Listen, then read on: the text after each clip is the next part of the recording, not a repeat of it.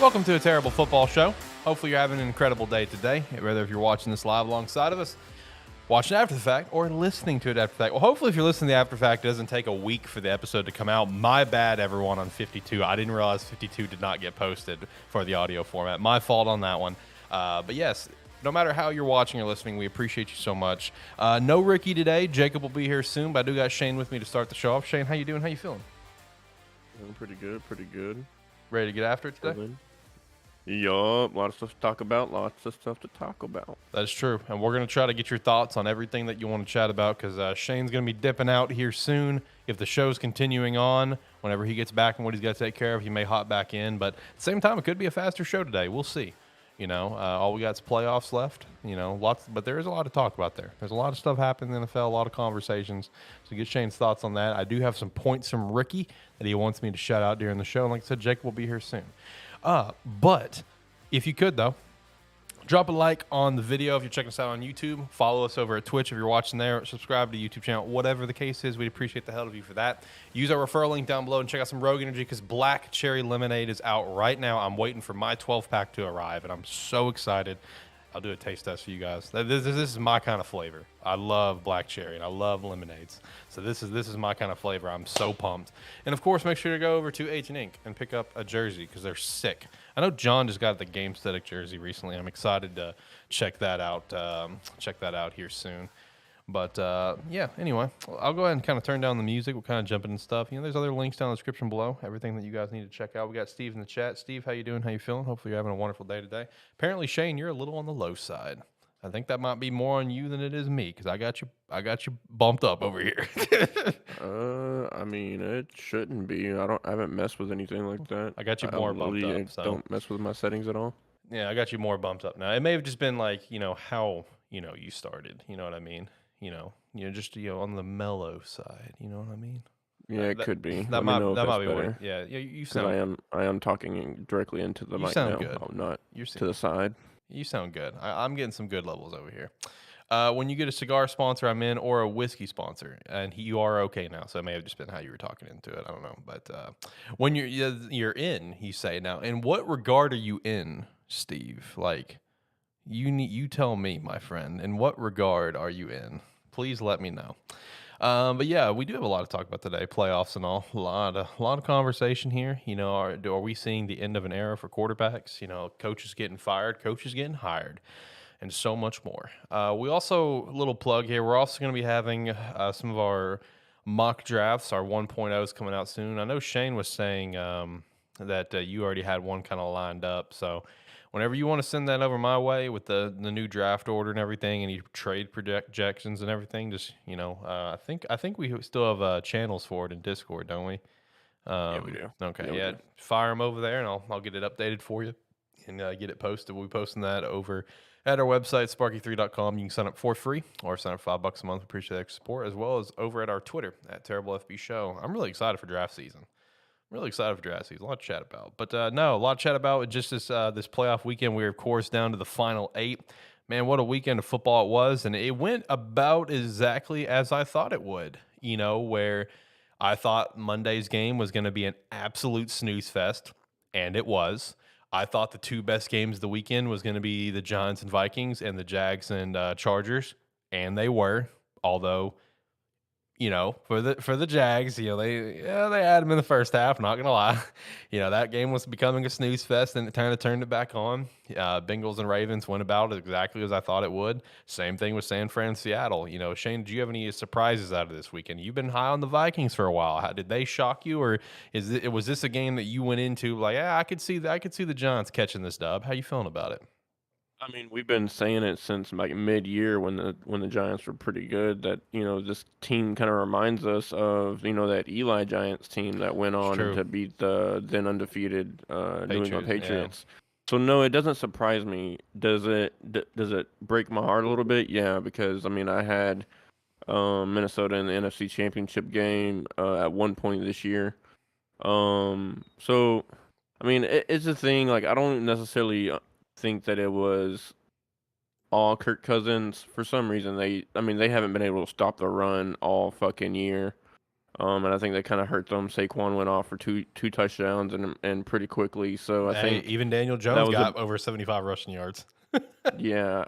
Their rushing defense is what I mean. I knew if they were going to lose, that's how they were going to lose because their rushing defense is bottom 10 in the league. And I think I actually read a stat the other day. It was actually their rush defense is actually like 28th in the league. So not very good. And when you're going up against somebody that's mobile like Daniel Jones or a running back like Saquon that looks like he's starting to have glimmers of what he used to be, I mean that's a recipe of disaster. Oh yeah, absolutely. You know, because now Saquon's looking like the guy that he was when he was drafted. You know what I mean? And you know, the whole point that you already kind of mentioned, something that we've chat about, you know, all year, is that I'm telling you guys, like this Giants team, man, they remind me a lot of like some of these other Super Bowl winning Giant teams. You know, where it's like you don't expect them to necessarily win some of these games, but they just come out on top. They get the job done. You know what I mean? I'm not. They're not beautiful wins, but they're wins. So I mean, there's a part of me that won't be shocked if the Giants even can make it to the NFC Championship game. Like, there's legitimately a part of me that will not be shocked by that. You know, I know they got a tough test this weekend with Philly, but I don't know, man. It's just it's one of those things that I'm still sticking to my guns, and I think it's going to be Philly. I think Philly's going to make it to the Super Bowl. Personally, that's still my pick. I've rode with it this long. I'm going to keep riding with it until the train derails, but. I'm just saying, if the Giants beat the Eagles this weekend, it's not going to shock me at this point. You know what I mean? Are you kind of in that same boat? Yeah, same. I know, given Philly's front seven is a lot different than what Minnesota's Woo! is, so I think they're going to have a tougher task, and I think they're going to have to especially rely on Daniel Jones' arm this coming week against against the Eagles, but they're not going to be able to run for two touchdowns and however many yards they had. I forgot the number, but I mean they had a field day with them, but I think it's going to be a lot tougher game as far as defensive or offensively for the Giants. But again, I mean, like you said, it wouldn't surprise me. But then again, like I don't think they have what it takes as of right now to beat a Philadelphia team that Is I loaded the mean way is they top are. yeah is top 3 in the NFL right now, in my opinion. Yeah, I 100% agree. I mean, Philly, oh man, Philly is next level to me. Look, we've been saying that this Giants team kind of gives you some vibes of the 07 and 11 Giants, whatever. But man, I'm gonna tell you, this Eagles, they give me the 2017 Eagle vibes. It was 17 when they won the championship, right? Pretty Yeah, sure. yep. I mean, I get the same vibes from them. Just the way they dominate the game, because it's how that Eagles team was that year. They dominated all year long, even after Carson went down and he was having an MVP campaign. They just dominant. Speaking of dominant, man, last night the Cowboys were absolutely dominant. Broke a 30-year, streak of no away playoff wins. That's a big accomplishment for the Dallas Cowboys, but now they're going up against one of their most notable playoff rivals in the 49ers. How you kind of floating on this game right now? Do you think Big Cock Brock can get it done, or you think the Cowboys are going to actually make it to the NFC Championship? I think it just depends on what Dallas team shows up, right? And more particularly, I True, think it true. depends on what Dak Prescott, which one's gonna off that bus into that locker room getting ready for the game, right? Is it gonna be the 2-3 interception Dak, or is it gonna be the Dak that we saw Monday throw for 4 touchdowns, run for another one, and go for 300 yards? Because if Dak can play like that, I'm completely on Ricky and Jacob's side, and that's a Super Bowl team. Right. Like they could very well beat Philadelphia and in the NFC Championship game and play their way into a Super Bowl if Dak continues to play like that. But the biggest thing with him is we don't know who's going to get off that bus, who's going to walk into the locker room, and who's going to come out onto that field each and every Sunday. And that's what's the big hindrance on Dallas right now is you don't know who's gonna walk out on that field. So if he plays like he does Monday, Dallas will win this weekend. See, I'm very, very conflicted on which way to lean on that game, because I'm with you, man. Like which Dak are we going to get? You know what I mean? Are they going to continue to be efficient with their play calling, like they were on Monday? Granted, the Bucks are not the same Bucks they were a couple of years ago. We know that. I mean, they came into the playoffs with a losing record, I'm pretty sure. But and Tom Brady's not the same guy. But that to me, even though that Bucks defense has a lot of the same pieces and a lot of the same players that were on that championship team, I don't know, man. I don't know if it's based on I think their DC is Greg Roman. I don't know if it's based on his play calling or what, but that defense to me is just not obviously the same. They haven't been the same, but you look on the flip side, and that San Fran defense, oh my God, that is a nasty, nasty defense.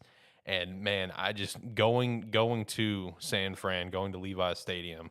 Oh, that's that. I think personally that's going to probably be the best game of this weekend. And I feel like for that game for the 49ers, what it's going to come down to is going to come down to if Brock can do what he did this weekend. I mean, Seattle, no offense, Shane, are not the team that Dallas is. Obviously, I mean you can both agree to that. For sure. So for sure. Brock, he played really well this weekend. 3 tuds, no interceptions. That's what's up.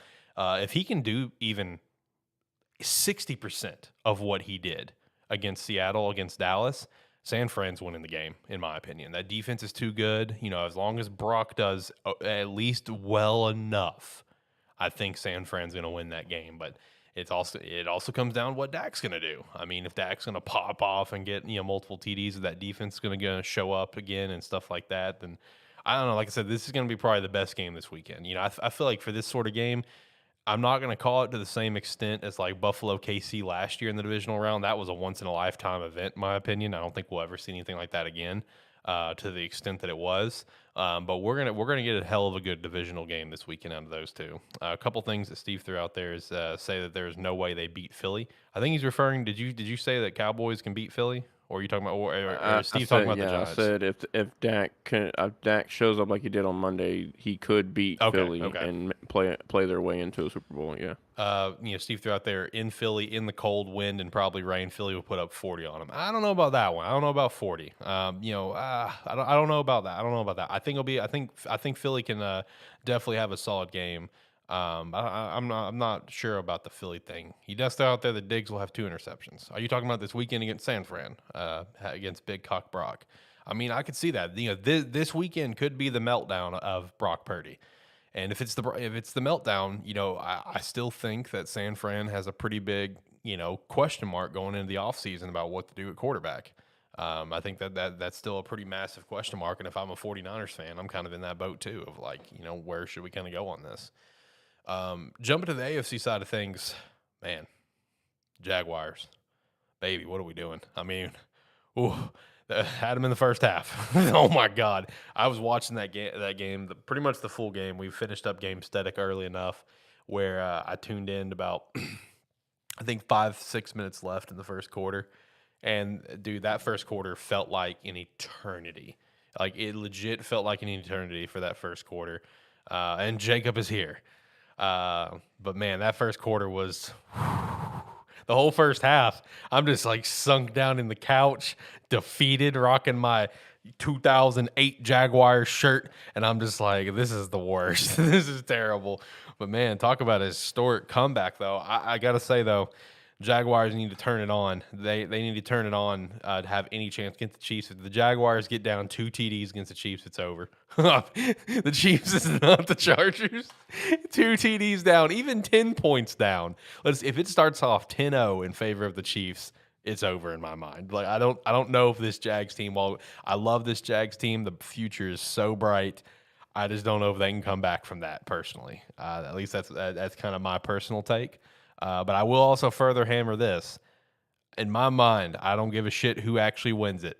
Doug Peterson's head coach of the year. Point blank period. That's my opinion. For sure. Coach of the year. Coach of the year. And I think the major reason why is because where they're coming from. I think that's the major reason. Where they're coming from, won a division, won a playoff game in historic fashion. I'm telling you, man, because not only did they were they shit last year and had the number 1 overall pick, like obviously it's tough to get worse than the 0-16, Lions or the 0-16 Browns. But man, I'm telling you, last season was a historically bad season for a large number of reasons, as we all know. That is one of the biggest dumpster fires I think we've ever seen in sports up front. And so the fact that Doug Peterson's been able to turn that around to win the AFC South and win a playoff game, Coach of the year, baby. Give it to me. Give it to me. Coach of the year, Doug Peterson. Love it. Love it. Love it. Jacob, how are you? How's it going? Doing absolutely great. My fucking hair is a mess. It's okay. You look beautiful. What a day at work I had. Bro, I feel you. You're preaching to the choir. What a weekend! I know. I can finally say that. What a weekend! Probably the best weekend of football I have ever seen in my life. Really? Is it just because the Cowboys broke that streak? No, not just because the Cowboys, also because of the Jaguars. And honestly, I don't think you have much to worry about. I feel like I got a lot to worry about. It's the Chiefs, bro. No, because the problem with the Chiefs, okay? Here is their major problem. They play down to their opponents. Okay. Whatever skill level their opponent is, the Chiefs play down to. Kind of like the Cowboys.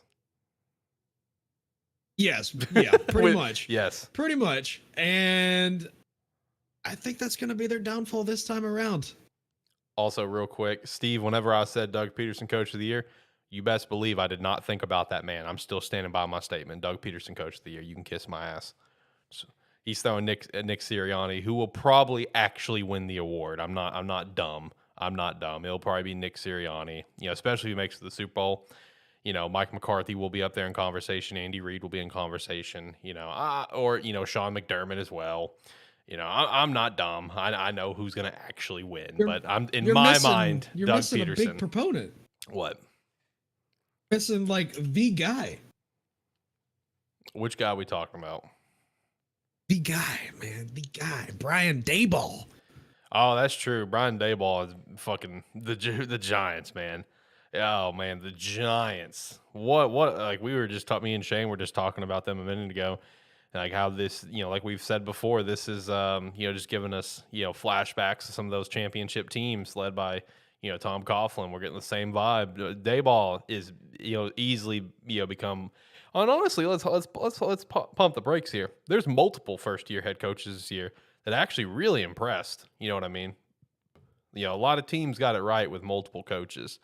Kevin O'Connell, while they had failed in the first round of the playoffs, but still had a 13-4 record. Brian Daboll, Doug Peterson doing what he's doing in Jacksonville. Like there's a lot of good coaches that came out of this past hiring spree. Honestly, is Daboll your coach of the year? Is that who you're kind of vibing with? Absolutely. Really interesting. I can't wait to see them beat the shit out of the Eagles this weekend. Oh, those are fighting words for Steve in chat right now. You think they're gonna beat the shit out of the Eagles? Not just win, absolutely, but beat the shit out of them.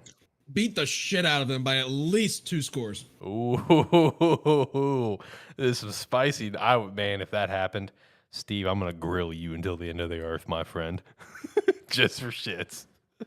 Oh man, that would be electric if that happened. Man, not only do we have just a massive weekend, Steve, I see your comment here. I'll show the comment for you. Hold on.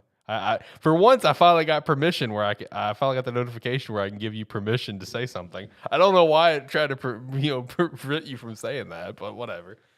No, this past weekend was awesome. I don't know if I would call it the greatest weekend of football of all time for me, mostly because even though it was only one game that really kind of held up strong for me, I don't know, man. Last year's divisional round was electric because of Bills and Chiefs alone. That's still one of the greatest games I've ever seen in my life. You know what I mean? That game was unfreaking believable. But this weekend had a lot of good games. I mean, like I was saying earlier, this weekend it kind of went exactly as I thought it would. Monday was a snooze fest, at least in terms of a game. I knew it was going to go very clearly one direction, or it was going to be a low-scoring game. The 2 best games of the weekend to me was going to be the Giants and Vikings and Jags and Chargers, and that's how it turned out. Bengals took care of business and Niners took care of business. It's about exactly as I thought it would. I just made the wrong pick on Vikings and Giants, unfortunately. I think Jago, you went 6-0, didn't you? About that, I didn't think that the Cowboys were going to win. I'll be honest with you. Really? Oh, no. I picked the Buccaneers to win, and that didn't happen. I think we're about to get Hot Takes Tuesday again. Steve is pretty fired up right now. He said he's turning on his PC, so watch out. We're about to get. Oh shit! You're about to get an Eagles fan in here. Thankfully, I gotta head out of here. All right, Shane. If we're still live, feel free to hop back in later. All right, guys. Peace out. All right, later, man. Have a good one. See ya. All right. But no, I mean, it was a very good weekend of football, and just coming down to the Elite Eight now, man. And we got some good games ahead. Why do you think I've got nothing to worry about when it comes to Jags? Because man, I'm telling you, if the Jags fall behind, I think even by 10 points, I think the game's over. I mean, I think the Chiefs are going to run away with it. I mean, I get it that the Chiefs kind of play to their level, but man, I don't know. This Chiefs team, they just do so much offensively. That is true, but Patrick Mahomes has a tendency to overthrow balls, and those tend to get intercepted. He tends to try to do too much, and the Chiefs secondary is not good at all. Right. So I don't think Trevor Lawrence is going to have 4 interceptions this game. Oh God, I hope not, because that's a very rare situation of a team to have that many turnovers and lose. That is equivalent to last year when Joe Burrow got sacked 9 times and still won the game. Yeah, that is on par with that. It is, because I think there was another game for Joe Burrow. He got sacked 11 times and won. Yep. Yeah, because I think it was the Titans he got sacked 11 times and won. The 9 times, was that against the Raiders in round 1? Yes. Or was that the AFC Championship? I don't remember which. I'm pretty sure that was against the Raiders. Okay, because I remember that for the 3 Bengals playoffs games, only one game they actually protected him well and only got 3 sacks. I don't remember which one it was. And then Titans got 11, and whoever got 9. It was ridiculous. So So since I'm assuming, I think we're about to get Steve here in chat, and he's about to probably try to light you up. Let me actually, let me get to Ricky real quick, because Ricky sent me some stuff that he wanted me to shout out. I'm not gonna shout out the same level of enthusiasm that he put in this part, so I'm gonna let you do it. He said, "How about them boys?" I'm not gonna put the same level of enthusiasm he put, because he put all caps with multiple exclamation points. How about them Cowboys? There you go. He said, big win over Brady. Number 2, it's time for Brady to walk away. Number 3, if Brady does come back, he should leave Tampa Bay. Number 4, the Chargers are morons. Number 5, hats off to Miami and Baltimore for giving themselves a fighting chance. That is true. Everyone wrote Miami off. That is very, very true. Let's see. And then he gave me his picks. His picks are for this weekend: the New York Football Giants. Yeah! The Dallas Cowboys. Classic. The Buffalo Bills. Boo! And give me the Jags, baby. He's locking in the Jaguars this weekend. Oh my gosh. When I saw that, I got very, very excited and thankful. But man, I don't know if that's how it's gonna go. All right, so we do have Steve in the guest queue. Are you ready to get lit up? Yeah, ready and willing. All right, moving Steve up. Steve, how are you, man? How's it going? You're a little fired up, apparently. Hopefully life's well. Oh, life's going beautiful, my friend. That's good. What I want to know is, okay, in what fucking world do the Giants put up 2 scores, win by 2 scores on the Eagles? Explain yourself, Jacob, right now. Daniel Jones is a man. He is a legend. Was he a legend when they lost 48-22 in Week 14? That was Week 14. Yeah, this is different now. This is playoff Danny Dimes, baby. This is playoff Danny Dimes. This is gonna be like Joe Flacco all over again. Dude, you're talking about an Eagles team that had 70 sacks this season. 3rd most in NFL history. What is Danny Dimes going to fucking... Yeah, what's going to run? Okay, yeah, maybe he can run a little bit. I'll give Danny Dimes some credit. He got some wheels on him. He got some wheels. He got some wheels. Yeah. He's got some fucking wheels on him, okay? But, I mean, dude, look at their 3rd down conversion rate. What was it, 46%?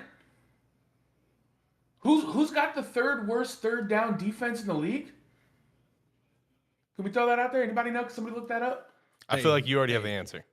It's the Giants! Now, Steve, who has the 22nd ranked? Listen, Steve. What are you gonna do when Daniel Jones becomes playoff Danny Dimes and beats the Eagles? What are you gonna do with your life when that happens? I think we lost Steve. I think we lost. I think his rage engulfed himself so much that it may have lit his computer on fire and exploded. And exploded his mic. Well, he'll follow back up. I mean, look, it's like I was saying earlier with Shane. I'm sticking to my guns. Eagles are going to the Super Bowl. It's on your board. I can't really go against the board at this point. You know what I mean? That's unfair of me. It's hypocritical. Yep.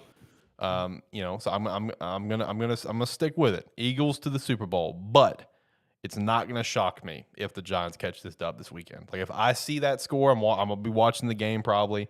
Maybe we'll see. I don't remember what time it is.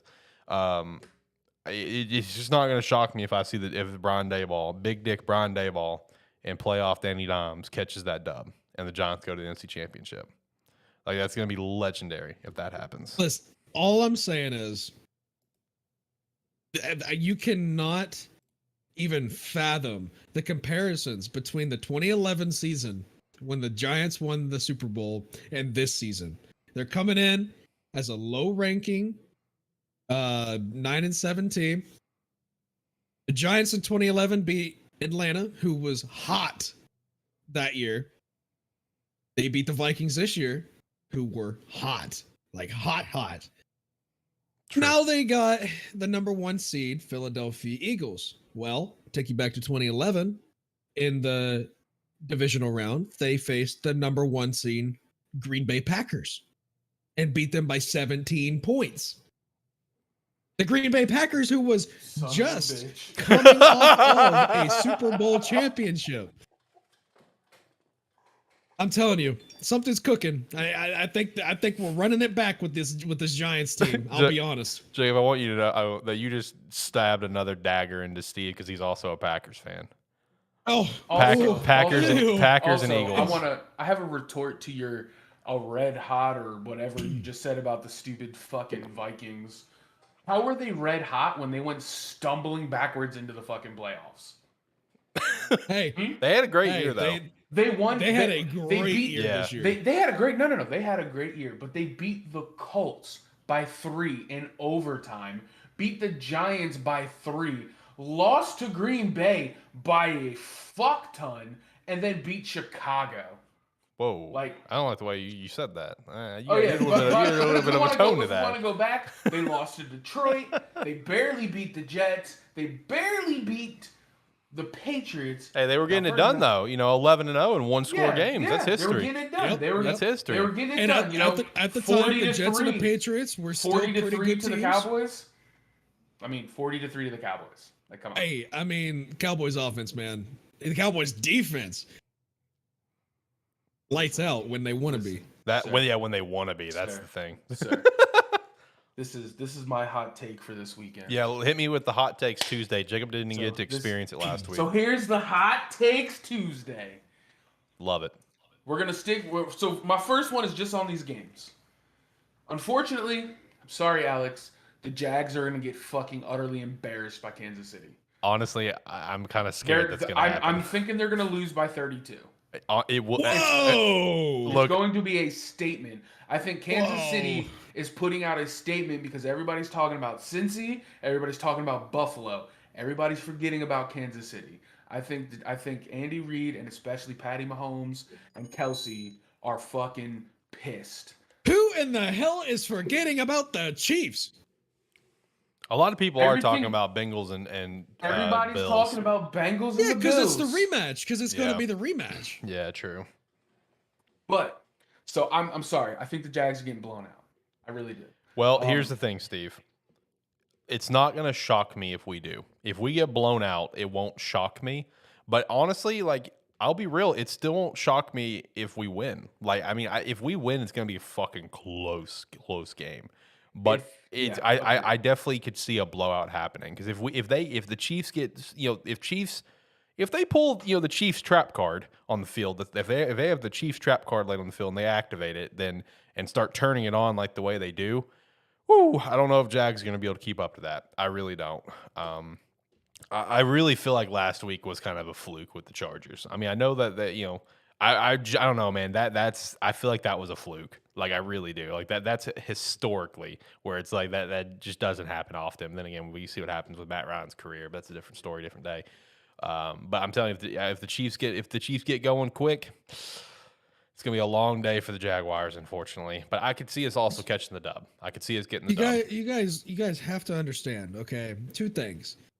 1, they played this year already, and the Jaguars only lost by 10 points. Fair. 27-17. And 2, the Chiefs have only blown out one team this year, and that was the 49ers. Every other game has been relatively close, within 2 scores. Yeah, their defense has kind of taken a step back over the past couple of years. So, especially since they lost Tyrann Mathieu. I mean, that secondary was atrocious his last year there. There were the amount of pictures that we got to see of him doing this because someone blew coverage for the 7th millionth time is very, very, apparent. And that same kind of vibe is now continued into this year where they still, they didn't get a suitable replacement for Tyrann, and that secondary is struggling. But, look, I think the Jaguars have a legitimate chance. Again, it will not shock me if we get blown out. If the Chiefs get going, the Chiefs get going. I'm still not until this train for the Chiefs completely derails. I'm not going to get rid of the mindset. They're still the Chiefs. They can turn it on. You know what I mean? I'm not changing that mindset.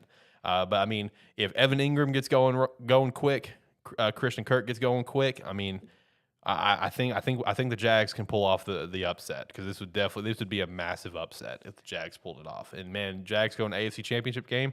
Steve, go fuck yourself. You can kiss every part of my ass. Doug Peterson's Coach of the Year, up front. Listen, if they make it to the AFC Championship game, I will fully support that. Thank you. I love you. Now you. listen. I'm giving a round of applause to the Jags already. If they get blown out, whatever, it doesn't matter. They had a hell of a season. Absolutely. But so this is my prediction. Okay. Like dead serious. Second down, first series for the Jags, play action. They're gonna let Ty Law throw it deep. If he can connect, it's a game. If he overthrows because of nerves or underthrows, they're gonna be down by 20 before they know what's going on, and they won't catch back up. See, look, man, I'm in the same boat with you on that. I'm gonna be real. What? Yeah. Really? Man, I don't know, man. Trevor Lawrence is a former national champion. He is a former. So was Matt Leinart. Next argument. Okay, well, hold on now. Hold on. Pump the brakes. Those two are not comparable in any way, shape, or form. Let's be real here. Second of all, he will connect with that play action pass because the Chiefs' secondary is ass. They suck. That is a great suspect. Yeah, that is a very, very good point. And I also want to remind everyone of one thing just involving the Jags in general and the future for the Jags, because it's like it just gets forgotten about so often because of his suspension. Don't forget, next year we're getting Ridley. I mean, the Jags' future's bright, baby. Yeah, don't forget we've got Calvin Ridley. He is a Jacksonville Jaguar. And people just forget about it because he's suspended. And he's not being talked about. Are you for real? Yeah, no, that trade happened months ago.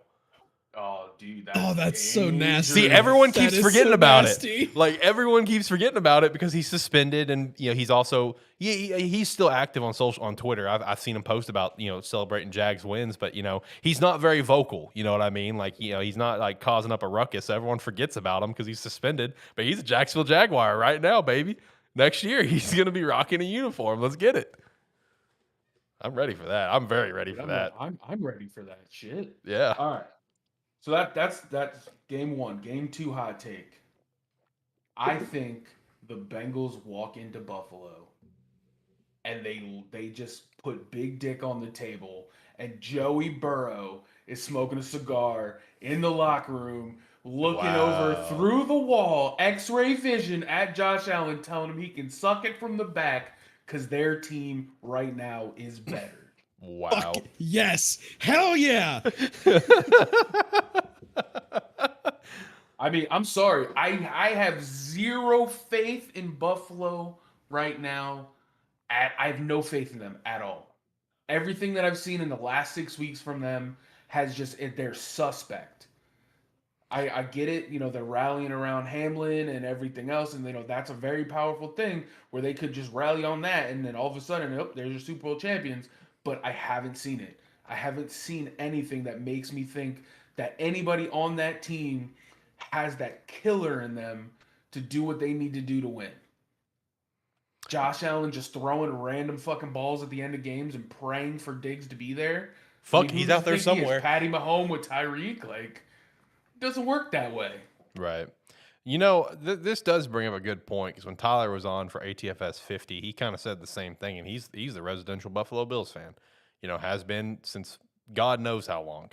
And he kind of said the same, he's at least before JP Lossman. He's been a Bills fan longer than that, honestly.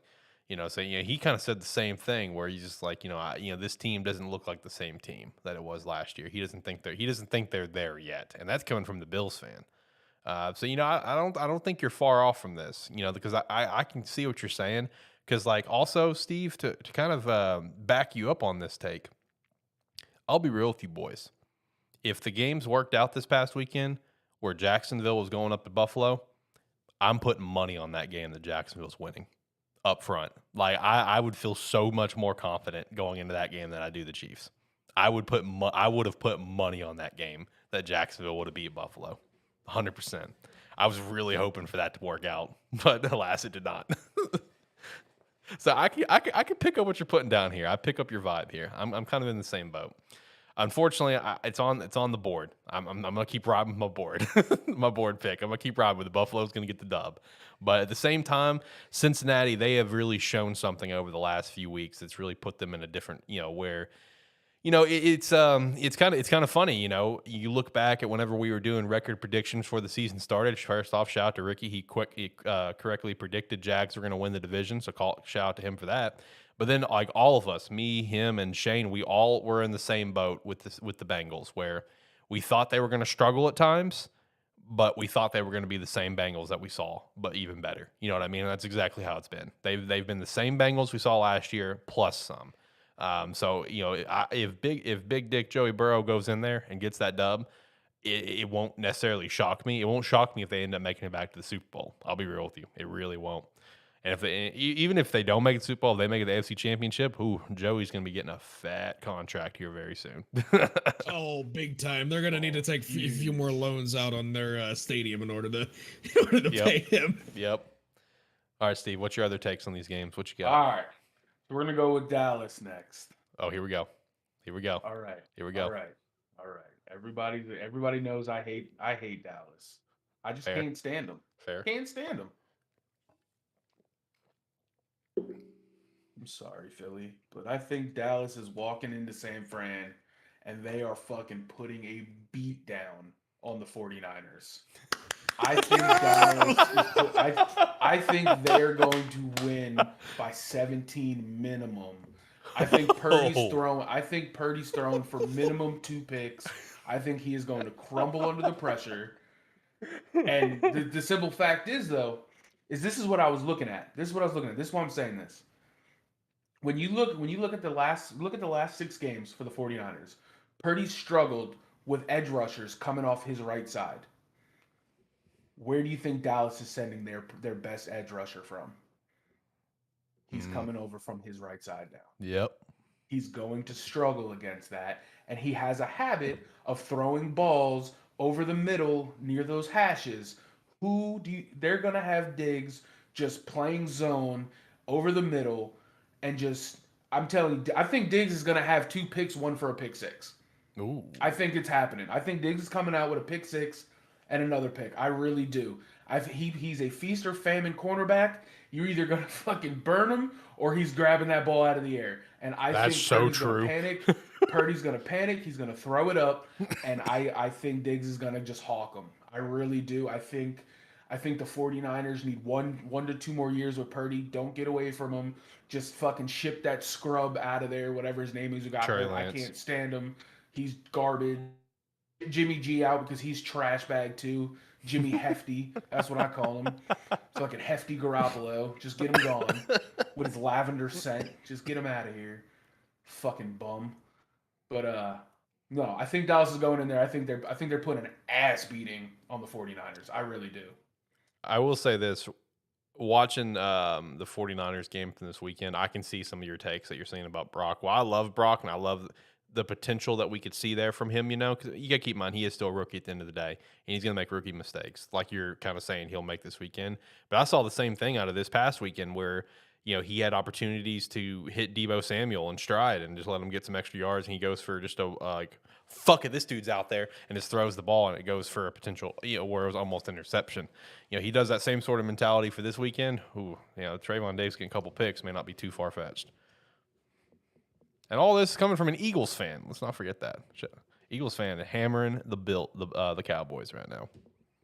The thing about, I just want to hammer on this for a second here. The thing about Trayvon Diggs, especially last year compared to this year. Last year, yes, I think he was more so boom or bust. But this year, because we have Jaron Kearse, and he has been helping, he's been covering Diggs' ass when he gets beat. I think that just helps out tremendously, because where Diggs isn't, Kearse is, and Kearse usually gets an interception. He's been lights out so far this year. That's true. And I can kind of follow. I can kind of agree on that, honestly, where last year Diggs was a massive, massive, massive boom or bust. as my friend Brady has said, Trayvon Diggs is one of the most exciting and most frustrating players in the world to watch. This year, I still see that boomer bust every once in a while, but it's not as frequent as it was last year. You know what I mean? And I think it has a lot to do with Curse that you're talking about. Yeah, I mean, not only Curse, but we also picked up 2 Viking veterans, Anthony Barr and Xavier Rhodes. So our secondary is a lot more potent than it was last year. Mm-hmm. Steve, did you throw open your mouth a little bit whenever you were saying the Cowboys can get that beat down? Yeah, a little bit. Okay. It's I mean, you can say the Cowboys are going to win. I'm never going to fucking say the Eagles are going to win. So. All right. Well, that brings us to the last game of the weekend. Just for you, Jacob. And then, of course, you've got the Eagles beating the Giants. How much are you got them beating them by? I'm going to say this. I think Sirianni and the entire coaching staff from Philly is going to come in with the perfect game plan. They are going to remove the run game completely from the Giants. And they're going to put it squarely on Danny Dimes. And he cannot keep up with the Eagles in a shootout. The Eagles will win, not by a lot. I'm just going to say 13. Real talk though, what are you gonna do when the Giants win? When the Giants win, yeah, I'm probably gonna cry a little bit, and then I'll probably use my tears as lube to rub one out. I respect that. Because just think, if the Giants win, you'll have won as many playoff games this year as the Commanders. Big yikes. Big yikes. And also, you're saying you're going to shut down the Giants run game. I'm pretty sure Saquon Barkley and that New York Giants offensive line is 10 times better than Miles Sanders and the Philadelphia offensive line. Minus Jason Kelce. Now, if it was the Eagles line from a couple years ago, I would argue that. The line now, I won't argue that. Because, you got Kelce who's still playing like an absolute madman. And then you have Lane Johnson, who unfortunately is still very good, but dealing with, he deals with a lot of injury issues now, unfortunately. And there's another member of the line, I'm drawing a blank on his name, maybe Steve can say, who's also a pretty solid stud. But, I mean, this Eagles line to me is not the same complete force of dominance as it was a couple of years ago, but still a very good offensive line, definitely upper tier of the NFL. But the Giants' offensive line, I will say, has been unbelievable this year. Andrew Thomas and Evan Neal has been proved to be an incredible pair of tackles, at least in my opinion, and especially the stats prove it as well with the amount of pressures that they've been able to, keep off Danny Dimes. What's your take on that, Steve? Well, no, we're going to go back to something real quick. Let's go back. So you're talking offensive line versus offensive line. I'm not talking offensive line versus that. I'm talking about the Giants O-line and Saquon Barkley versus the Eagles rushing defense. That front you seven guys, for yeah. So you guys, tough. everybody who's picking the Giants keep talking about, oh, look what they did to the Vikings. Look at all the yards they rushed on the. They had the last place rushing defense in the league. The Vikings had the worst rushing defense in the league. Am I not wrong? Am I wrong? Did they not give up to almost 2,300 yards on 475 attempts? Sounds right. The Eagles are number 14, I believe. You know what I mean? The Giants have a worse rushing defense than the Commanders. So you got very passionate about that. Let's be honest here. The Eagles, they're going to come out and they are going to take the Giants' rushing attack out of the game. They're going to force you to beat them down the field by throwing the ball. And I don't think Danny Dimes has it in him. He does not have the sack behind that cup to get it. He doesn't. He doesn't have the mental fortitude. He damn sure doesn't have the fucking vision. Have you seen some of them throws that man has put out there over the season? Holy shit. I mean, the same can be said about Jalen Hurts. Some of the throws he's put out this season have been hot garbage. But I'm not going around saying here comes playoff Jalen Hurts. He's not big dick Nick Foles. I have no faith in him either. I just have faith that AJ fucking Brown will be down there somewhere to go up in the air and get the ball. That's it. I think the Eagles win by 30, and I think we get to the NFC Championship game. And depending on injuries and everything else, and barring everybody's healthy, I think the Cowboys come to Philly in the cold, in the wind, probably in the rain, and get their asshole stomped. Philly is going to beat the ever-living shit out of Dallas. Hold on now. Hold Dallas is coming into Philly. We threw snowballs at fucking Santa Claus. When we went into Philly this year, we only lost by 9 points. Why are you living in the past, man? What? You brought it up. You're the one bringing up the statistics of the regular season. This is the postseason. This is the NFL playoffs. Nothing matters previously. And for the we want to talk about postseason and nothing matters previously. I mean, we want to talk postseason. You guys don't really have the best record in the postseason. Okay, well, now listen here. Okay, hold on. And no, sir, it was not a catch. Okay, well, fuck you for one. We may have a shitty record in the postseason, but this is a special year because this is it's got our first road playoff win in 30 years. Okay, we're about to make our first NFC Championship game since '95. We're about to win our first Super Bowl since '95. It's a special year. Don't you guys say that at the beginning of every year? Okay, well, he's not wrong. Like, isn't that the Cowboys' fucking slogan? Okay, we may say that every year, but that's just because we have high hopes for our team. We have high expectations for our team. That's why Mike McCarthy is still on the hot seat, even if he won last week. He would still be on the hot seat. Listen, Mike because there's so high of expectations. Big ass needs to be off of any seat in the NFL. He needs to be on his couch seat in his home.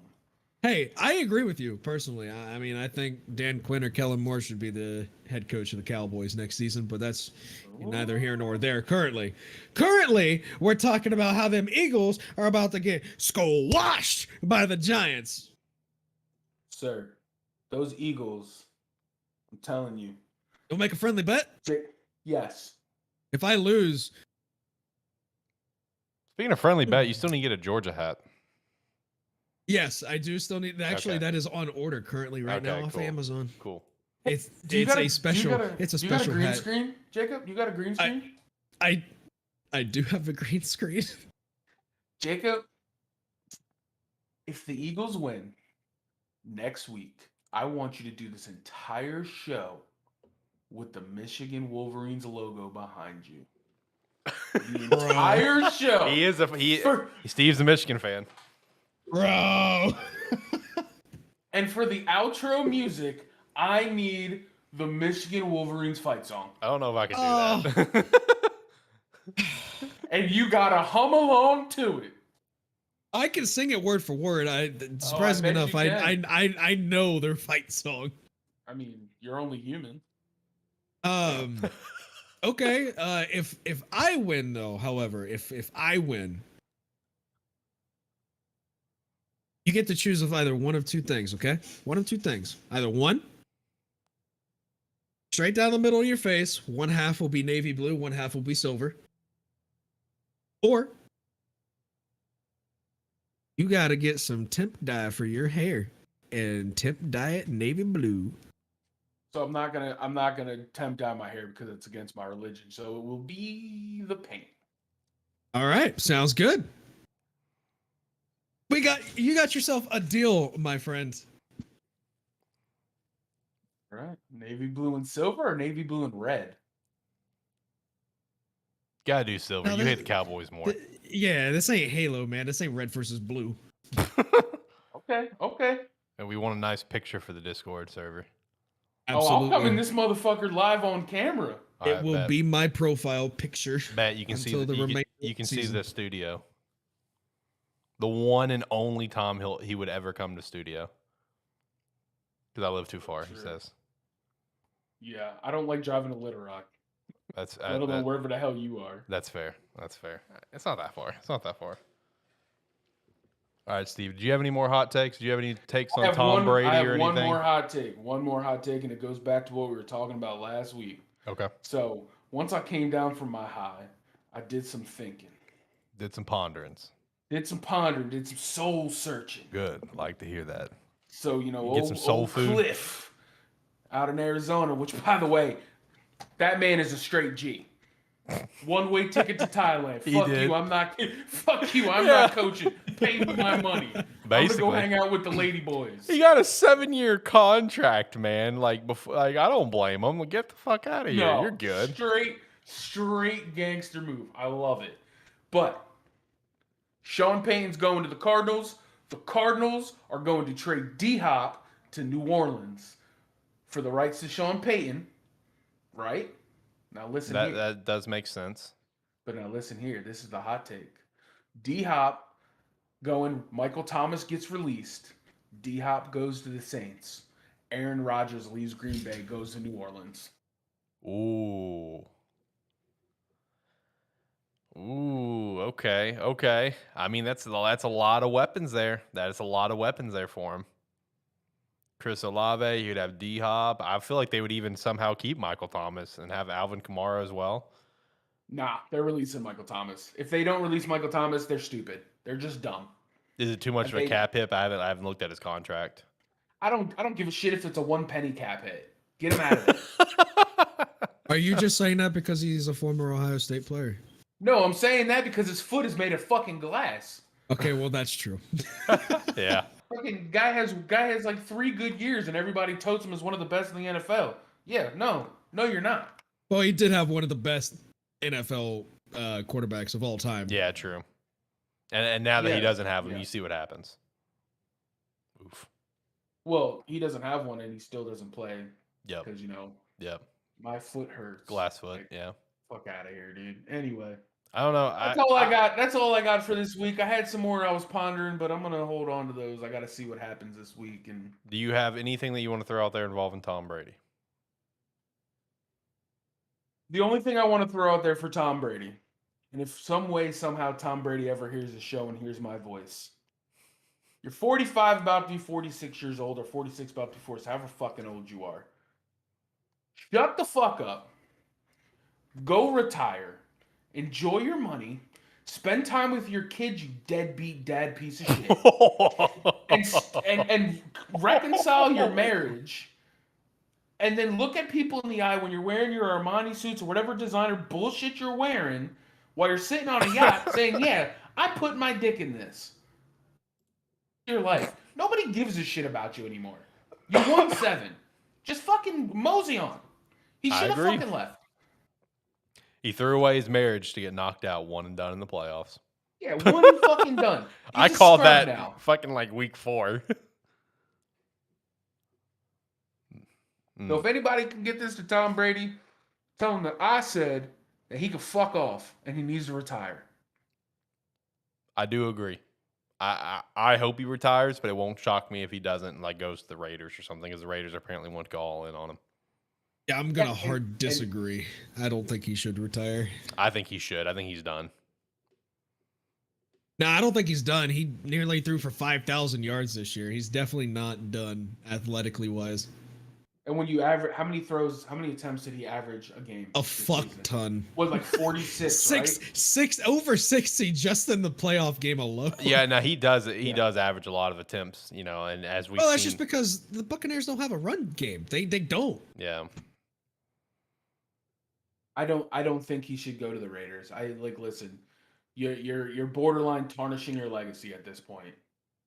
You know what I mean? Like, you won the 7th, like, holy shit, you're the fucking GOAT. That's where he should have called it. He did it beautifully. He retired. He was going to go into analyst, and everything was great. And then he comes back, and what happened? One and done. If he goes to the Raiders and they don't make the fucking playoffs, because let's be honest, they're going to have to beat out the Chiefs and the Chargers to get into the playoffs, and they don't make it to the playoffs, then what?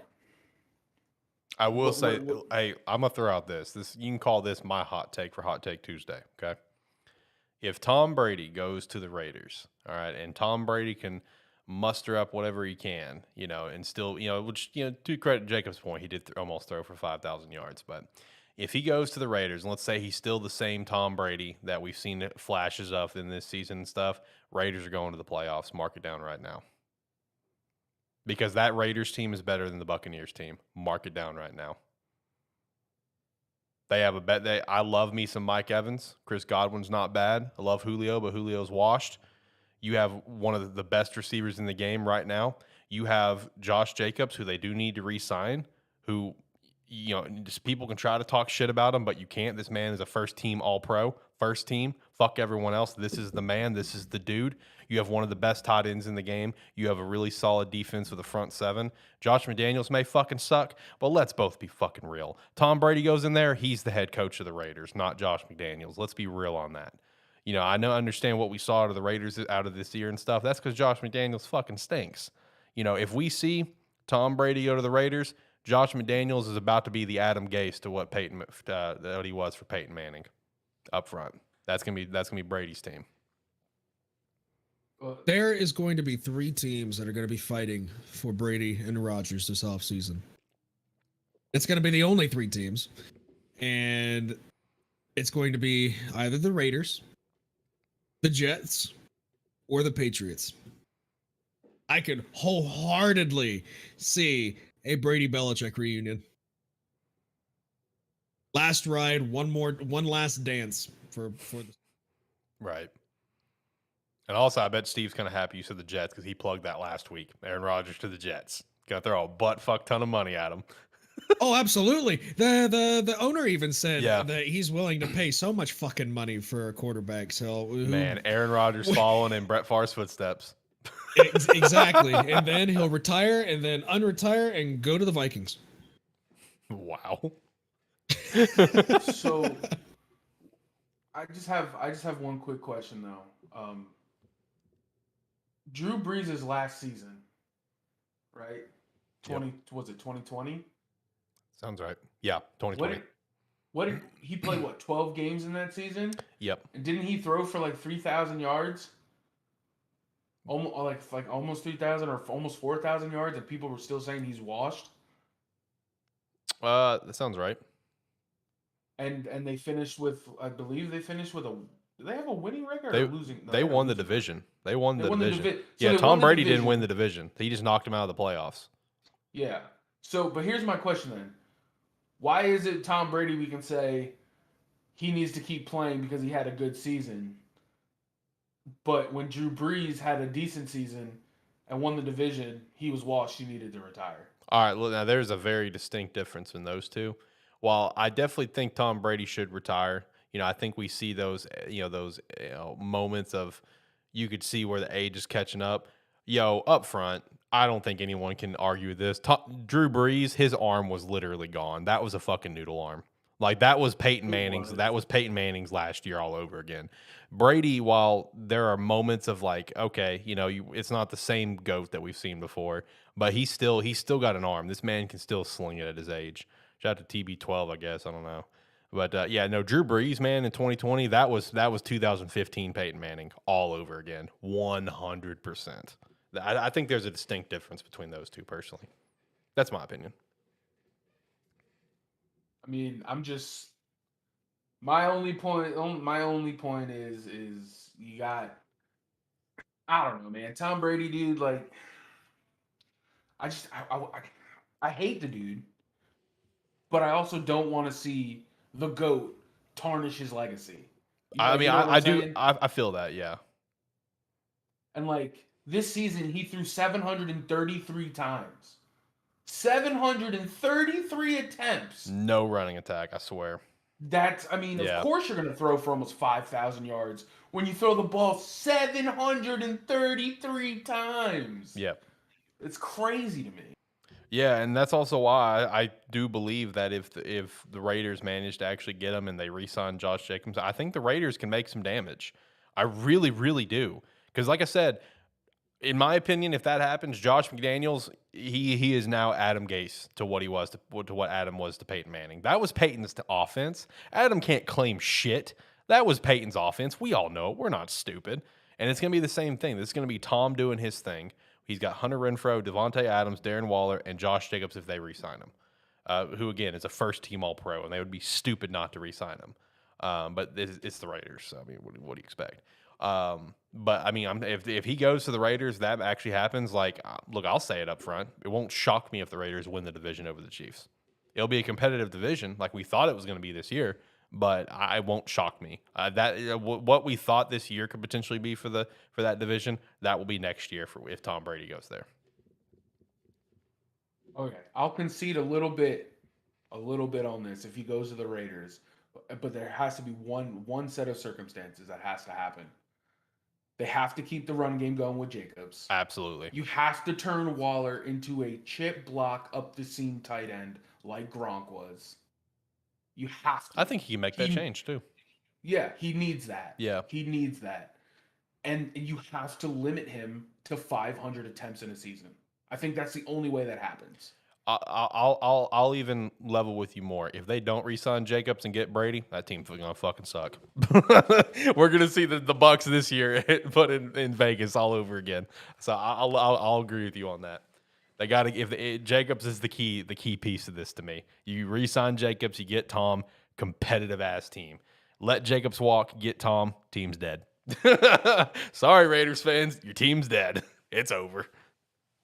100% agreed. Now, mind you, my point is coming from I'm not expecting them to re-sign Jacobs. Yeah, and I honestly agree. I don't think the Raiders will either. I think they kind of burned that bridge with him when they didn't accept the option, and now we've seen what happened. He had an unbelievable year that no one talked about because of how bad the Raiders were. And, just all the games they lost so close that he gets pinned on Derek Carr, so no one talked about Jacobs, and then he comes out to be a first-team All-Pro.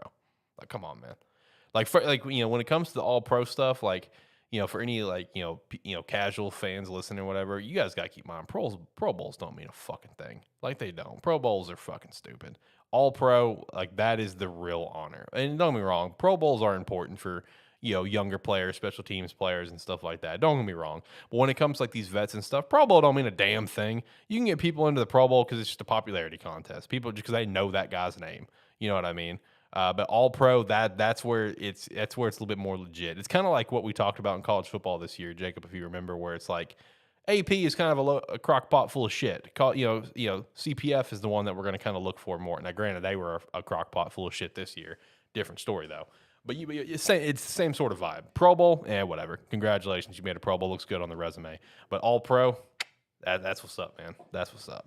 So Jacobs winning All Pro, that was pretty cool to me. But no, I'm with you. I'm with you, Steve. I don't think they'll re-sign him, but I feel like he'll be the key piece to make that Raiders team good. To tell you the God's honest truth, I was actually talking with somebody about this earlier today at work. I think Josh Jacobs leaves and I think he signs with the Bears. I think they let Montgomery go. I personally think we're going to let Monty walk. Ryan Poles did come out and say that he's a massive fan of Monty and wants to make it work, but for the right price for the Bears, of course, which, we have the money to do it, but we have so many other things that we need, especially when we have Khalil Herbert, who also came in and played really well when Monty was not playing. If we got Jacobs, I'd love that, but I don't think that's what the Bears would do. I think the Bears are going to spend the money on other areas, because the way the Ryan Poles going to look at it, if we don't get Monty back for a pretty nice deal, well, we have Khalil Herbert, so we're fine. Yeah, that's the way that he'll probably look at it. But man, I'd love that. Get Josh Jacobs to Chicago. I'd love that. That'd be cool. But we need receiving weapons first. I want that more than anything else. Oh yeah. The other one that we were talking about was the possibility. The possibility of him going to either Minnesota letting Dalvin Cook walk, or him going to the Rams. The Rams going in and possibly looking to deal off Akers, or letting Malcolm Brown go and just releasing him.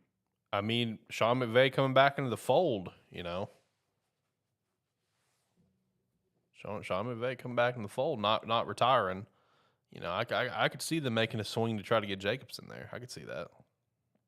I mean, that's the only thing in my opinion, they're really missing is just a strong running game, a reliable running game. That and rebuilding the O-line. You lost literally one piece, and that one piece destroyed the entire line. That one piece, of course, being Whitworth retiring. That happens, and that whole line went to shit. Like up front, it did. So, Steve, you have any more hot takes you want to throw out there? Or is that it for this week? No, that's all I got for this week, guys. You gentlemen enjoy the rest of your show.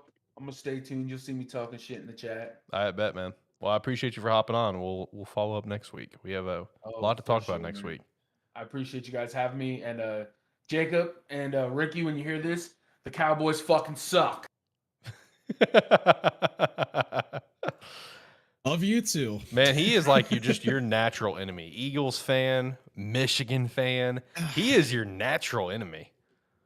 That is double whammy. Like, why would you want two handfuls of shit?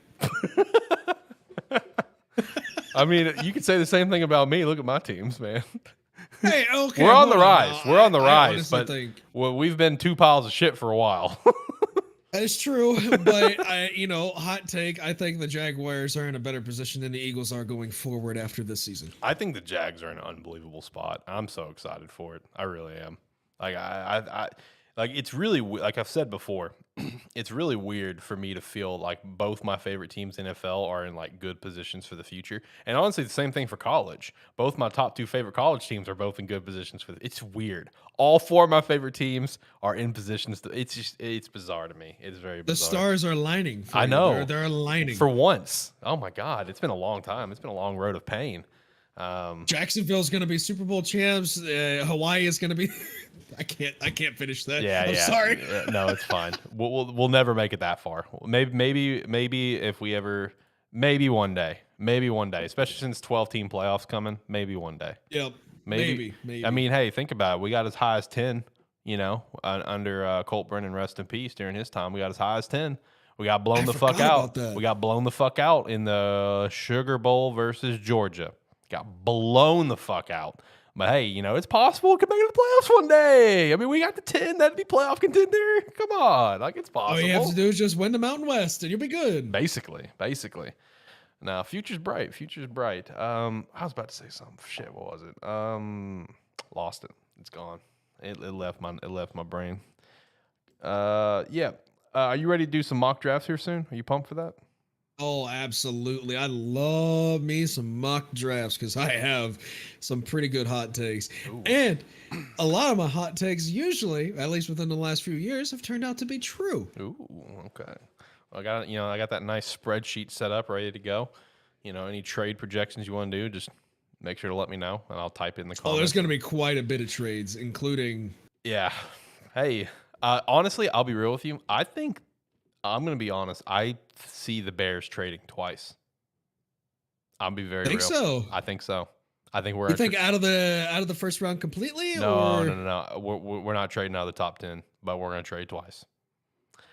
I do think the deal is going to be worked out, and I think it's basic. It's the basic answer, but I do think the Colts are going to get that number 1 overall pick.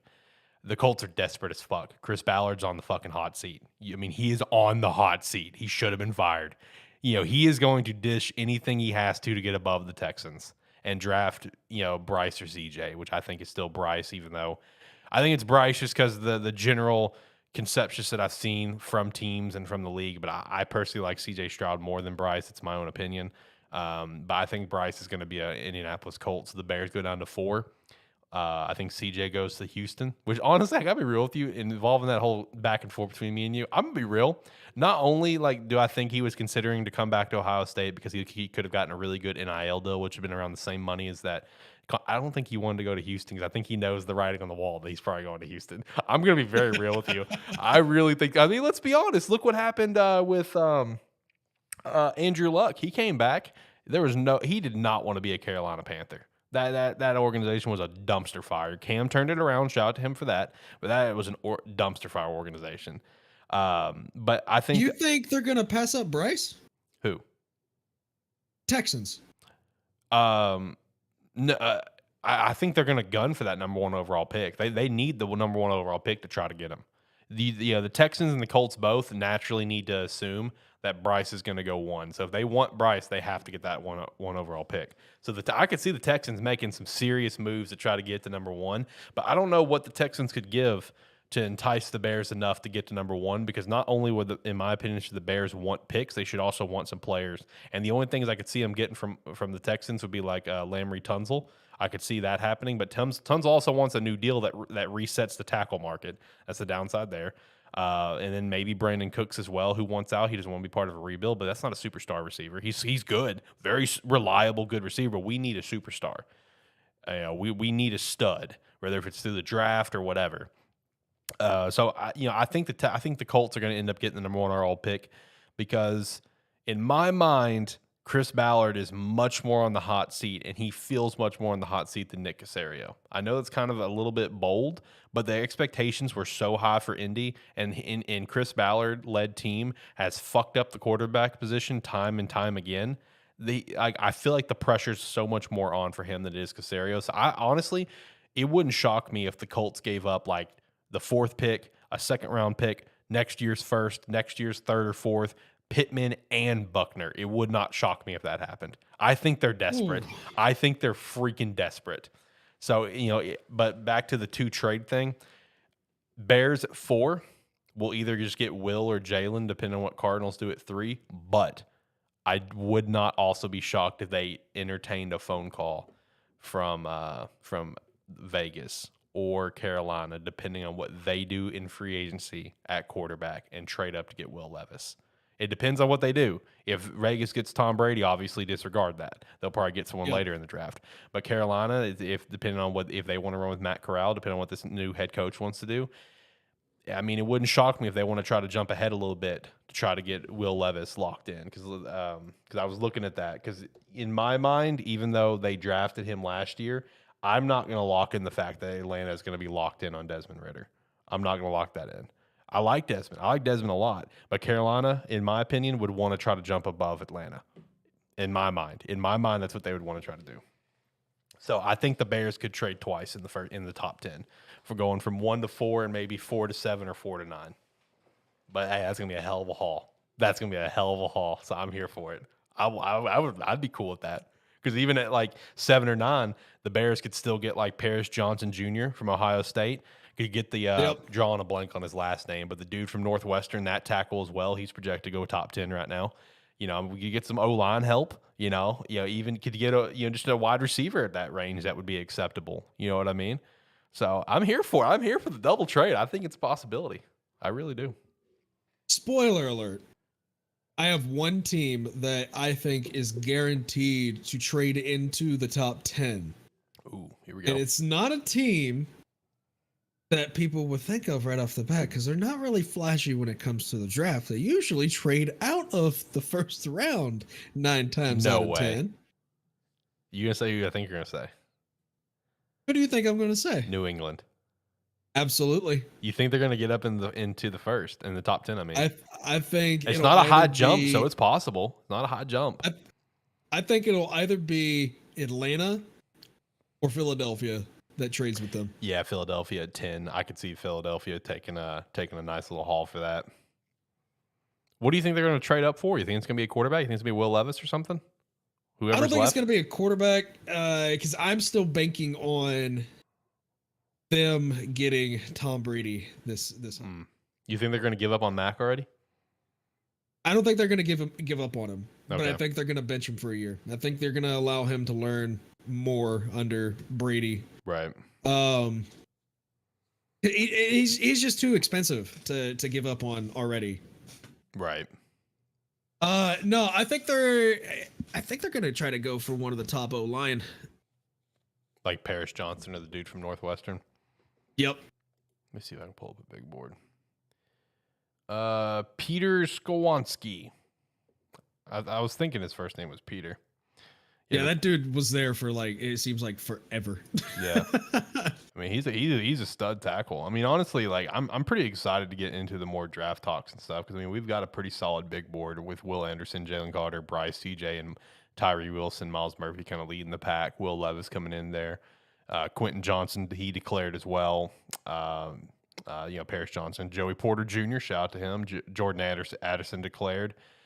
Here's the big question mark. How high are you on Anthony Richardson? Not at all. Thank you. Not at all. Well, okay. So I think he has a very, very, very high ceiling, but it's all just raw talent. And for a team to want to take a huge chance to get him, to mold him into a quarterback, because he's going to have to go to a team that has a suitable quarterback as of right now, maybe a veteran quarterback who is on their way out within the next few years. And I just don't see a team taking that big of a chance on him. I don't see him being a Jordan Love or a Trey Lance or anybody like that. Man, I saw a TikTok the other day, and I meant to save it, and I was going to respond to it just because it's just like, I mean, give them props in one capacity. The person was doing their job in content creation and getting clicks and engagement by putting up the hot take that he did. 'Cause it's exactly what it was. And there's no way in his right mind he could do this, but he had the top 10 players of this upcoming draft. And I want to stress first, he did not have Bryce Young in the top 10. And Bryce I think he's a top 10 player, but like I just told you, I like CJ more than Bryce. It's my own personal opinion. Yeah. But he had Anthony Richardson at number 10. And I'm just like, you're doing your job. For content creation, you're getting clicks. You know what I mean? It's clickbait. You're doing your job, but there's no way in your right mind that you believe that. Because like, here's what baffles me with Anthony Richardson. Like the talent of being a playmaker is there. You know what I mean? Like we've seen. I mean, we saw it week 1 against Utah. The talent of him being a playmaker is there. But here's what pisses me off about the Anthony Richardson conversation. The fact that people compare him to like the next Lamar Jackson, like another Lamar Jackson type of player. And I'm just like, motherfucker, Lamar Jackson could actually pass in college. Like, hold up. I got stats pulled up right here. Anthony Richardson, freshman, all right, 529 yards, 6 TDs, 5 interceptions. So good. This past year, 2,500 yards, 17 TDs, 9 interceptions. Congratulations. Lamar Jackson, all right, his freshman year, 1,800 yards, 12 TDs, 8 picks. All right, not that great. Let's turn it around. He did. 3,500 yards, 30 TDs, 9 interceptions. His last year, over 3,600 yards, 27 TDs, 10 interceptions. The man also won a Heisman, something Anthony Richardson cannot say. The man won an NFL MVP, something Anthony Richardson can only dream about and get on Madden. These comparisons need to stop. Anthony Richardson will never be like another Lamar Jackson up front. This is dumb. This is the dumbest takes in the world. I don't even think he's in the top 10 quarterbacks in this draft, to be honest. He's definitely not better than Jaden Daniels. He's definitely not better than Max Duggan. He's not better than Stetson Bennett. He's not better than Hendon Hooker. Yeah, in terms of strictly play, you 100% right. But every big board out there is stroking his dick and got him at the 4th best quarterback of this draft behind Will Levis. He hasn't done anything. Exactly. Like they're just going straight off just the talent as like the potential. And I'm just like, potential? Don't talk to me about potential. I want to see some play out of the potential because I haven't seen it. You know, coming into the season, we had one of Tyler's friends, Nick, on the show. Shout out to Nick. He's a big Florida fan, a Miami fan naturally. So naturally, I threw a jab. It's just like, so how are you going to feel when Anthony Richardson is not the best quarterback in Florida and it's TVD? Obviously, things didn't go right for either one of us. But I would still take TVD any day of the week over Anthony Richardson because at least TVD, when I watched him play, while, yes, he sucked this year and it was not what I was hoping for, not what any of Kane Nation was hoping for, he can at least play quarterback. Anthony Richardson cannot play quarterback. Like, he is a playmaker. I'll give him all the credit for that. We saw it week 1. Against Utah. That was a huge game, and then he got shut the fuck out about Kentucky as expected.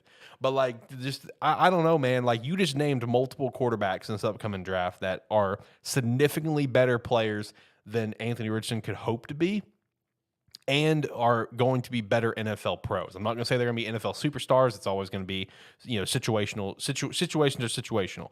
But at the very least, they're going to be solid NFL backups or whatever the case is. Like, they are better quarterbacks that are even better suited for the NFL than Anthony Richardson. I understand that we're at a day and age where you want people that can move, but you also want someone that can throw the damn ball. Like, absolutely. Man, the Anthony Richardson takes need to stop. But I will say, out of that whole rant that I went on, I feel like I got a pretty good TikTok out of that. I'm looking forward to making that one this Sunday. But no, I'm looking forward to draft time. Draft times, I do so many mock drafts every year. It's one of my favorite things to do. And I'm even more pumped up that we have a pretty nice little mock draft that I can just grab and put into a nice little JPEG and post up. It's gonna be really convenient in that regard. But I don't know. How are we feeling right now? Are we feeling like maybe getting to picks and wrapping up the show? Yeah, we can do that. Okay. You know, I can't think of anything else to kind of throw out there. We had, like I said earlier, we had some hires and fires. I guess that happened. Shout out to Jim Shorts getting a DC job. I think with Cleveland is what it was. Byron Leftwich getting fired. Who do you think is going to try to snag him? You think it's maybe Pittsburgh? I could see Pittsburgh. He was a backup there for a while. Yeah. Matt Canada is not beloved in pity. Yeah, I think Pittsburgh could do with him. I think could do so much with him. I think he would be a great fit. Right. I feel like it's a shame that they're getting rid of Byron Leftwich. I really do. Talk about it is fall what it is. from grace. I honestly think it's Bulls. I honestly think it's him. It's more so his fault. The report was that apparently Byron Leftwich was going to get fired after like week 9, but Todd wanted to wait on it. It's just like, man, weren't you two like coordinator buddies just the year before and years prior? Todd is never going to win anything because he's too conservative of a coach. Right. Oh yeah, we saw that all season long, in my opinion. So you saw that in the game last night. Yeah. There's many times where he should have went for it on 4th down, and they just punted the ball away. You could tell Tom Brady was pissed off every time. Yeah, which is also why I think if he continues his career, obviously he wants out of there. Bet that Detroit takes Richardson. I don't think so, actually. Honestly, here's a random little hot take for you because everyone on the planet seems to be on the opposite boat. I think the Lions are going to go all in on Jared Goff. I agree with you wholeheartedly. I think they're going to go all in. Like, hold up. Because I pulled this up not long ago. I want to pull it up again because people like to people like to rag on Jared Goff. You know, people do. It's a common thing. He's like a Kirk Cousins almost. People like to rag on him. But I want to point something out.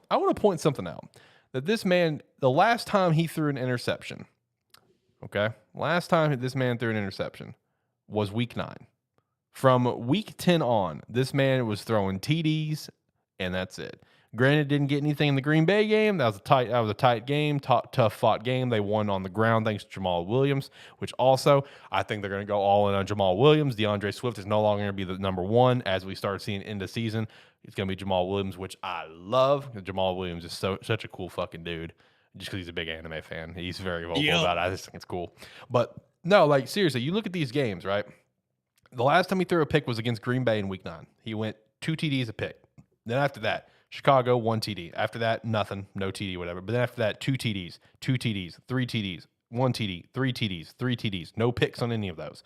Racking up over 250, over 350, over 250, over 300, almost 350, almost 250. You know, the game where, you know, he had 236. You know, he had other games early in the season over 300. 78 where he threw 4 TDs. You know, he went 4-0 on TD interception week 2. Like, I mean, I don't think this guy's played bad. You continue to build around him. You continue to give him weapons. You continue, especially here at the end of the year, we saw where their first round draft pick, Jameson Williams, finally came back from his injury and kind of turned it on. He did his thing. I'm telling you, man, I think the Lions are going to go all in on Jared Goff. I don't think they're getting a quarterback. If they draft one, it's going to be a day 3. Rounds 4 to 7 if they draft a quarterback. That's my prediction right now. Days 1 and 2, they're focusing on getting better. They were this close to the playoffs. You know, I don't think quarterback is the reason why. I really don't. At least that's my opinion. Detroit, I could see them if they're going to get a quarterback. I could see them getting Tanner Morgan, the Minnesota quarterback. Yeah, you know what? I could see that too. You know, right close to their backyard. You know, just a state away, a couple states away, whatever it is. You know, they probably get some easy scouting over there. I could see that. Detroit trades with Green Bay for the 15th pick for Richardson and let him sit for 2-3 years behind Goff to learn. No chance that's happening. I don't think Green Bay will do that. I think he's just saying that to piss you off at this point. Probably because he knows he has now learned how much I hate Anthony Richardson. But, the Lions, I think, are going to get Paris Johnson Jr. in the first round. I think they need a solid offensive tackle. I could see that. Yeah, I could see that. That 6th overall pick there. Yep. Man, 6th overall pick, 18th overall pick. If you're a Lions fan, you got to be feeling good. You beat the Packers. Absolutely. You beat the Packers, knocked them out of the playoffs. You got to be feeling good. And Ricky plugged last week the Lions are going to win the NFC North. I don't think that's far-fetched. at all. Brand new Lions. Well, let's see what you'll have a Kirk Cousins led Vikings. You'll have a Jordan Love led Packers team. Yep. And the Bears still, they could do good, they could do bad. It's still kind of up in the air right now. We'll know more after this offseason when it comes to the Bears. Yeah. All right, I'm going to go on an assumption here. Assuming that the Bears actually do good this offseason in free agency and the draft, here's my prediction for next year for the NFC North. Number 1, the Detroit Lions. Number 2, the Minnesota Vikings. Barely. Number 3, the Chicago Bears. Number 4, Green Bay Packers. That's my prediction next year. Suck it, Steve. Lick my ass. All right, let's get to the predictions. Let's wrap the show up because I think my lady's making dinner and I'm starving. So, yeah, Jacob, you're on top right now. Barely. Brady's on your fucking tail, my guy. He has been on my tail for the last 4 weeks at this point. Yeah, he is on your tail. Me, you, and Brady all went 5-1 too. So these games are massive. These games are big, man. You're sitting at 163, 114. Brady at 162, 115. Everyone else at this point is pretty much written off. It's down to you two, man. So far, I'm trying to hold on for our so far for all of our competitions we've done for this year. Shane won the fantasy league. Which Jacob, did you see the trophy last week? Did you check out? I did. Okay, because it's up here. Shane wanted to leave it in studio. Got the nice trophy for Shane, which is written in Sharpie because we're low budget. We can't afford to put his name on there. In Discord, yeah, that it is mine next year. Yeah, it's a nice trophy. I wish I had one. I have the old trophy that we used to have for our old fantasy league, which used to be called the League of Tears. The trophy that I was buying for those leagues was basically a miniature Lombardi. I've got one up in my office right now. Looks that's so cool. They discontinued it though. That's the downside. Or I would have honestly kept that trophy. If it wasn't for the fact they discontinued it, I would have 100% kept buying it. So then I found this big ass behemoth because I thought of the idea of writing on it because I thought it'd be funny because it's a terrible football show. So this is the new trophy for us. But yeah, Brady's. So yeah, Shane won fantasy. Ricky won the Run Your Pool college predictions. Tyler won the Bowl Mania, and it looks coming down to you and Brady for two Cowboys fans going at it. I was second in both the Run Your Pool college and the Bowl Mania, if I'm not mistaken. I think you were. I cannot be second again. I need this win. All right, let's get into the picks. The Elite Eight, the final 8. Let's get it. So, Jacksonville, KC, are you locking in the Jags like Ricky? Absolutely. It might be my last time to do so. So, give me the Jaguars. It's not going to be. I will guarantee you it is not going to be your last time. I hope not. I want us to make the AFC Championship so damn bad. It was always the Jaguars. The ghost of Blake Bortles is with you guys. Man, I love those fucking NFL memes, quarterback tier lists that they put out because they have the top tier being Alien, and they have Blake Bortles on there just for shits and giggles, just because he's just a completely different human being, and I'm just I love it. I love it. All right, Giants and Philly, rocking Giants. Absolutely. Just to piss Steve off, I really want to rock with the Giants, but I got to stick with my board pick. I made my board pick. It's still alive, so I got to keep rocking with it. Give me the Eagles. Cincy and Buffalo. Again, I got to stick with my board. Until my board pick is dead, that's when I will stray. If Philly or Buffalo lose this weekend, unless the other one wins next week, all off the table, I'm picking exactly what I want. My board pick's dead. But so for now, Buffalo. The AFC Championship game is going to be the Kitty Bowl. It'll be the Spotted Kitties versus the Striped Kitties. Ooh. Give me Cincy. Love it. Dallas and San Fran. Dallas for you. Absolutely, and I just realized I picked all of the away teams. Let's go! Oh man, that would be some fucking upsets. I'm here for that. I'm still torn on this game, man. San Fran's defense is so damn good. Like I told Shane earlier, if Brock can even just play 60% of like what he played this weekend and what he's played well before, I think the 49ers have a very legit shot. But give me the Cowboys against the 49ers. That's what I'm talking about. Give me the only Cowboys. thing that I really worry about with Dallas is that, man, we could come out firing on all cylinders on offense, defense, and special team. And then the following week, we can play like we played against Washington in week 18. Exactly.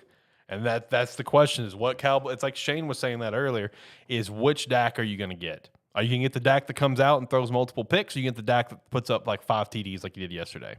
You know, what Dak are you going to get? So that's a very fair point because, I mean, we saw what happened against Washington. This is a revenge game from last year's playoffs. Fair enough. Fair enough. Long-time playoff rival, 49ers. So, all right, I think we're going to wrap it up. Last thoughts, anything you want to throw out there? Just going into last weekend, I was a nervous wreck because I wholeheartedly thought that Brady was about to beat the living shit out of the Cowboys, but it didn't happen. It did not happen. Nope. And I'm glad. You never bet for your team when it matters the most, and I just realized I'm doing that this weekend. So yeah, let's go Cowboys. Let's go Jaguars. Let's go. Yeah, Duval Nation. Duval. I'm ready. I'm ready to watch the game and hopefully not cry. Same. Just make it competitive. That's all I ever ask for. Make it competitive. Don't get embarrassed. If you lose, hey, you already surpassed every single expectation of this year.